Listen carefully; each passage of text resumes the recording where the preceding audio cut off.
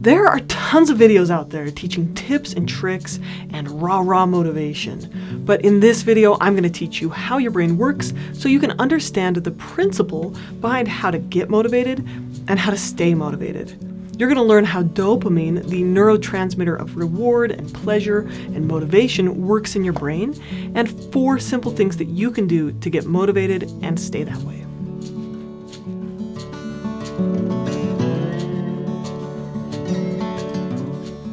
I've got this friend in my neighborhood, and he's a super high-achieving high school student. He gets straight A's. He's taking a handful of college classes in high school, and he's an amazing musician. You know the type, right? Well, he's been telling me lately that he's struggling to finish his application to his dream university. I mean, he's gonna get in if he applies, but he's having a hard time getting it written. So what's the deal with that? I mean, it's so out of character. So it got me thinking, have you noticed how during the pandemic people are less motivated? I mean, I feel less motivated. It can be hard to get moving. And it's weird because people have more time on their hands than ever, but they're getting less and less done. And that's not because they have changed. Like, it's not like their genetic makeup has magically changed or anything, but it's because of how dopamine works in the brain. Dopamine is the neurotransmitter, the chemical in your brain that's associated with feeling rewarded or motivated. It helps us strive, it helps us feel focused, and it helps us find things interesting. It has to do with how we feel pleasure when we have sex or when we eat ice cream. And it also motivates us to work hard, to earn money, to eat ice cream. Now, dopamine is associated with sticking with something until it rewards you. So, for example, casinos take advantage of the dopamine response in our brain by randomly rewarding meaningless behavior, like putting coins into a slot. And when you do get a win, it dumps a ton of dopamine into your brain, which feels amazing, and that dopamine reward motivates you to keep doing it. So the same thing goes with fishing, right? Like, just one more cast, that's going to be the lucky one. Or metal detecting, just one more signal, that could be where gold is, right? And on a random side note, people who take artificial dopamine medication, like L-Dopa, for a disease like Parkinson's, they have sometimes developed terrible gambling addictions when before they took the meds, they never had a problem with gambling. So dopamine creates a reward that motivates a behavior, like gambling or fishing or working, being motivated. So basically, here's how the dopamine cycle works. You take action, then you get a reward, and then you have motivation to take more action. But here's where people get stuck. They think you need to feel motivated first to take some action. As in, I don't feel like writing, so I'm not going to start until I feel motivated. Or I'll just watch YouTube videos until I feel like exercising. And then when that magical bolt of motivation hits, that's when I'll be productive. And sometimes that works, right? Sometimes you feel motivated first, and then you take action. But that's not how motivation works in the long run. And this is why so many people, my friend included, are having a hard time getting motivated during the pandemic. Because motivation levels drop when you do less things. So because we're not leaving the house for work, we're less motivated. Because we don't have scheduled activities with our friends, we're less motivated. The less you do, the less motivated you feel. So this is the trap that many people get stuck in. They wait to get motivated before they do something. I think a lot of times we might look at someone who's super motivated. Like, for example, my in-laws, they are both super high achievers. They get up early, they exercise. My father-in-law goes and works at the hospital for long hours. He comes home and then he reads a bunch of books and he serves in his church and he does all these things. My mother-in-law is an artist and a writer, and she's serving and she's teaching youth groups and she's doing all these things, right? And you might look at someone who's super motivated and assume, well, they just feel like getting up at 5 a.m. and exercising. They must just have that one magical gift of a gene that makes them feel this way. But that's actually most likely not how it works. Doing something is how you get motivated. Motivation and dopamine come after taking action. And this is just hardwired into our brain. So just imagine our ancient ancestors out foraging for food and coming across an unknown berry. Maybe they decided to eat it, and it turns out it was delicious and nourishing. That little kick of excitement comes in after eating and absorbing the berry, and then that's going to motivate them to find the next berry patch. If, on the other hand, the berry makes them puke, then they don't have the motivation next time to eat that berry or to work for it. But imagine this scenario. What if the motivation to eat everything came before trying the berry? Then they'd be motivated to eat all kinds of dangerous foods. So motivation comes after action, not before it. Now, one of the things that many emotionally unhealthy people have in common is putting a lot of energy into trying to change how they feel. So this is generally a massive waste of energy. People struggle against feeling sad, or they wait until they feel motivated to act, or they avoid things that make them anxious. And you know what they get? They get more sad, less motivated, and more anxious. Stop putting your energy into trying to change your emotions directly. We're most likely to change emotions by changing how we act and changing how we think. Nick Wignall says, anyone can feel motivated from time to time, but highly motivated people build routines and habits into their lives that generate motivation consistently. You can build up a chronic cycle of demotivation or a chronic cycle of motivation, and it really comes down to one small thing that you do. And that's going to determine whether you stay motivated or not. Let me give you one more example of that cycle, and then we're going to jump into specifics of how to get motivated and how to stay motivated. So one of the big aspects of depression is having a hard time getting motivated. It's feeling low energy and feeling little to no pleasure in the things you used to enjoy. So it's easy to see how that motivation, reward, dopamine cycle is broken. And it's hard to know what came first, the chicken or the egg here, but a common style of self-talk with depression is someone dismisses any praise that they get. Or when they do something well, they talk down to themselves. They say, oh, it's no big deal, or so-and-so could have done it better. Or they say, oh, I'm such a loser. And you just minimize your accomplishments. You maybe turn down compliments. And by doing that, you're basically crushing that sense of reward. Then the next day, you feel less motivated and it's harder to get out of bed. And that cycle continues. So that negative self-talk interrupts any rewarding feeling that you may get from taking action. And then this stops the dopamine from flowing, and then that's going to decrease motivation the next time.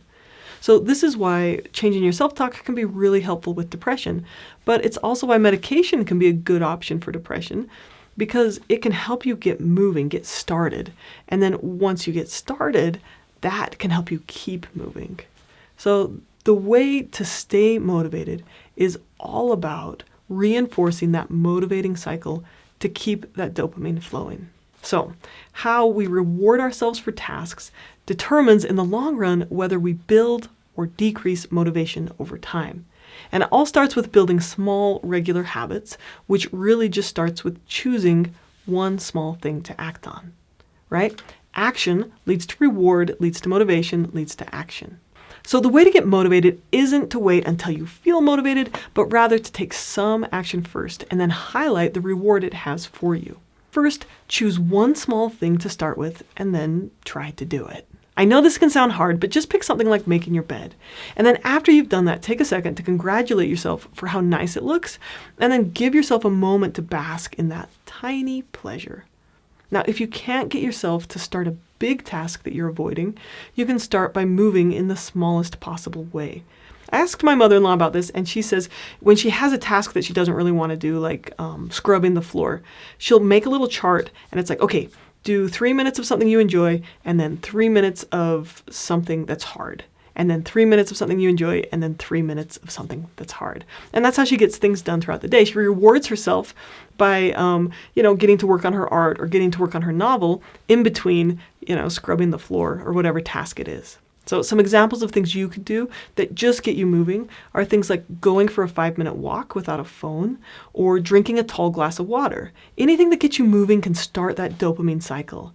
And then after you've done that, just reinforce that reward. Just give yourself a little bit of credit for doing that. Another thing that's important is just don't work in bed, don't lay down. Research shows that for people who stay in bed, their motivation decreases.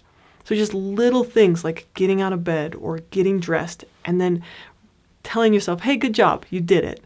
That's enough to get that motivation dopamine reward cycle going. Getting started can be the hardest part, so you could set a timer and do that task for X long. So, I'll just write for 5 minutes and then I can quit if I want. Then when you've completed the task, just make sure to give yourself some credit. Reward yourself with some praise or checking an item off your list. And that's going to reinforce your wins. This is how you build lasting intrinsic motivation. You sit and you bask in how good it feels.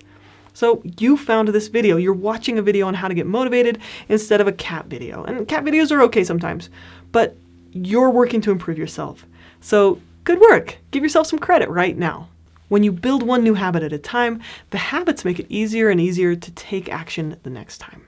Now, let's talk about rewards for a minute. How you reward yourself matters. If you want to have lasting motivation, you really need to build up intrinsic rewards.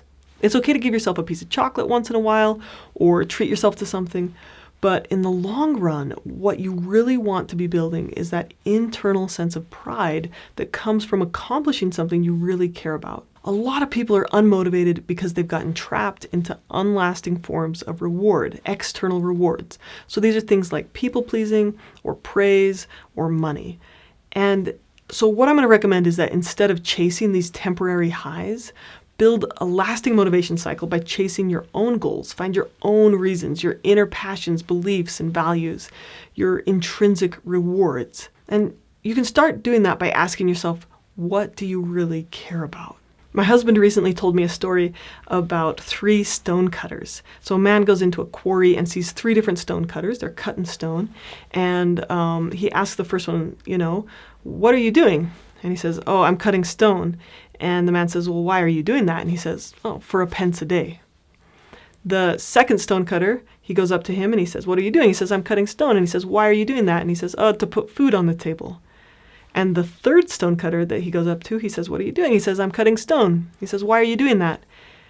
And he says, I'm building a temple to my God. And it's going to be the most beautiful temple ever. It's easy to see how these 3 men doing the exact same task had different motivations for what they were doing. And you can develop your own intrinsic sense of motivation, even about the tasks you don't like. So imagine 2 different scenarios for getting the bathroom cleaned. The first form of motivation is like this. Ugh, I hate it if I have a guest come over and the bathroom is messy. Ugh, I guess I'll try to clean the bathroom. Or number 2, ew, the bathroom is gross. I hate worrying about it. It'll feel so nice when it's all clean. It'll smell nice. My husband will be so happy that it's taken care of so that we don't have to do it on the weekend and we can go do something fun. It's gonna feel so good when it's cleaned. The second form of motivation still accomplishes the same task, but the way it does it is through thinking about the good feelings and the intrinsic rewards that are going to come from cleaning the bathroom. There's a lot of ways to strengthen that internal sense of fulfillment and motivation. Building lasting motivation is all about bringing to mind over and over what is most important to you, what matters to you the most. So the first way to build intrinsic motivation is to really ask yourself, what do you want to be doing with your life? So take a moment to write down your values. What do you want to be doing with your one wild and precious life? Another way to build intrinsic motivation is to track your accomplishments. You can use a to-do list and check off the items. That's a way to reinforce that win. You can track your routines on paper, right? Like I do a 30-day chart where I mark off the days that I, complete my habit. Another thing you can do is do a calendar with a big red marker. Just like fill in that whole square of the day when you accomplish whatever your goal was. And basically, these are all different ways of just reinforcing that sense of accomplishment. Another thing you can do is reward yourself before the task. So I asked my mother-in-law, how is she so motivated to do so many things? And she says she just imagines what it'll feel like when it's done. So imagine how you're going to feel when you do complete a task. Visualizing how good it's going to feel when you're done strengthens that sense of accomplishment and motivation. And basically that just builds neural pathways that reinforce that positive behavior. Okay, stop rewarding bad behavior. Many people are unmotivated because they accidentally reward bad behavior like procrastinating. So if you do something fun while you're procrastinating, like gaming or watching a show, you're actually rewarding yourself for procrastinating. You're turning on that reward cycle for not taking action. So instead, don't reward yourself for bad behavior. If you're procrastinating, turn off your phone or your TV because boredom can be really uncomfortable and that can be a really good motivator. So you don't have to, if you're having a hard time getting started, you don't have to start right away, but just turn off your rewards that are keeping you from starting. And then you can still watch a show or play a game. Just use it as a reward for doing that something that you want to do. Okay, another really important thing to foster that motivation cycle that keeps building on itself is to stop the negative self-talk. Stop beating yourself up when you fail. It doesn't work in the long run. Because if you think you're going to get punished, then over time, your motivation decreases a little bit each time. Research shows that punishment is a very short-term source of motivation, and in the long run, leads to people being very demotivated. So there is no magical fix that's going to make you motivated all the time. But you can build up a consistent cycle of motivation little by little, gradually. And this is the way that your brain learns these dopamine pathways, right? This builds sustainable motivation. So don't wait to take action until you feel motivated. Get yourself to take small steps first, and then take the time to sit with that feeling of accomplishment. Don't use fear or self-punishment as a way to get things done, and find your internal sense of fulfillment to build that lasting and self-sustaining reward cycle. I hope you found this video helpful. Thank you so much for watching, and take care. This video is sponsored by BetterHelp, where you can get professional, affordable, licensed counseling from the comfort of your own home, starting at around $65 a week. If you'd like to learn more, please check out the link in the description for 20% off. Thank you for watching. If you like content like this and like to see more of it, please consider supporting my channel on Patreon. You can help me make videos like this for as little as $3 a month. So check that out, the link's in the description, and please take care.